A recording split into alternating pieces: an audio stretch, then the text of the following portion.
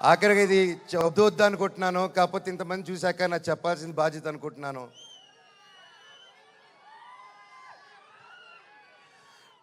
ఎన్నో ఈ మధ్యకాలంలో ఎన్నో జరిగాయి, ఎన్నో ఇబ్బందులు పడాను, ఎన్నో చూస్తున్నారు అందరూ.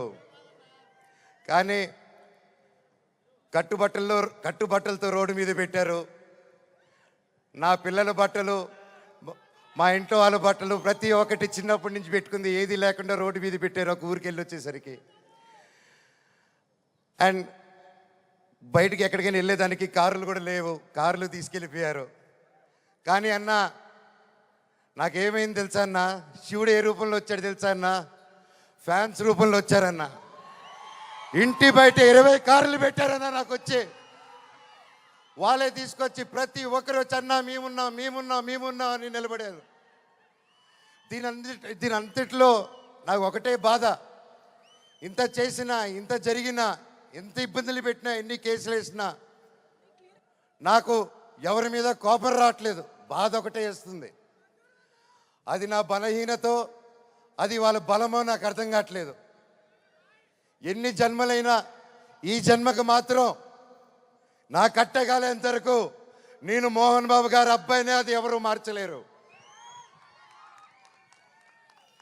నాకు ఆయన నేర్పించిన క్రమశిక్షణే, ఆయన చిన్నప్పటి నుంచి నన్ను నీతి వైపు నిలబడు, న్యాయం వైపు నూరి పోసి పెంచారు. ఈరోజు నేను న్యాయం వైపు నిలబడినప్పుడు చుట్టుపక్కల అందరూ చేరి తప్పంటున్నారు. నేను మీ పక్క నిలబడినా, న్యాయం పక్క నిలబడినా అనేది ఆ బ్యాటిల్ ప్రతిరోజు. కానీ ఏదేమైనా, ఎన్ని జన్మలు ఎత్తినా మీరే నా దేవుడు, మీరే నా తల్లి, మీరే నా తండ్రి. మీకు ఎప్పుడు నేను బిడ్డనే. మీ దేవుళ్ళు ఎప్పుడు మా అందరికి ఉండాలని కోరుకుంటున్నాను.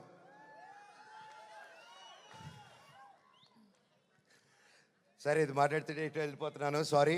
ఫైనల్గా ఈ మధ్య మనం చూస్తున్నాం, ఇండియాలో వార్ జరుగుతుంది.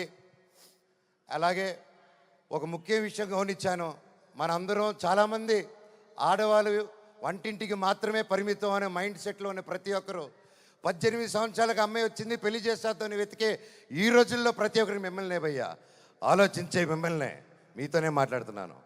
మీరు దయచేసి కాలం మారింది. ఆడపిల్ల ఆదిపరాశక్తి అని మర్చిపోకండి.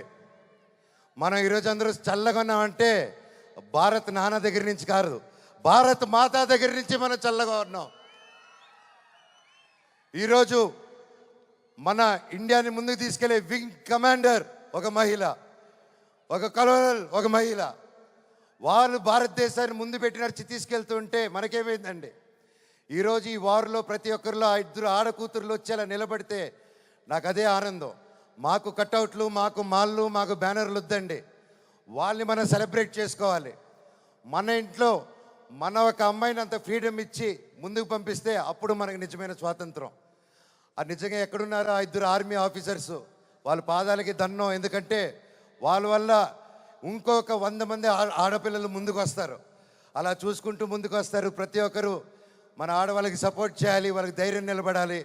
మనం వాళ్ళకి తోడుగా సపోర్ట్గా ఉండాలి తప్ప వాళ్ళని కిందకి లాగేసే పరిక్రమం అవ్వకూడదు.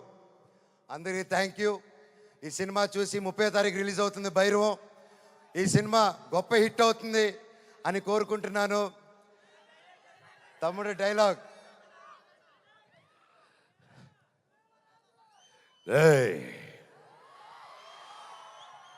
ఇంకోసారి వరద జోలికొచ్చావు, ఈసారి ఉత్సవాలు తెగేది మేక కాదు, నీ పీక.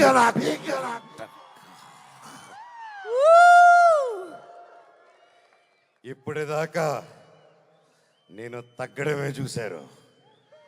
ఇప్పటి నుంచి మీ అందరినీ నా గుండెల్లో ధైర్యంగా నింపుకొని నెక్కడం చూస్తారు. చివరగా మన అందరూ మన దేశ పట్ల గౌరవంగా సపోర్ట్గా ఉండాలని కోరుకుంటూ, సపోర్ట్ ఇవ్వాలని, మన భారతదేశానికి ఒకసారి జై కొట్టుకుంటూ కంక్లూడ్ చేసుకుందాం. బోలో భారత్ మాతాకి, బోలో భారత్ మాతాకి, బోలో భారత్ మాతాకి, వందే మాతరం. థ్యాంక్ యూ అండి.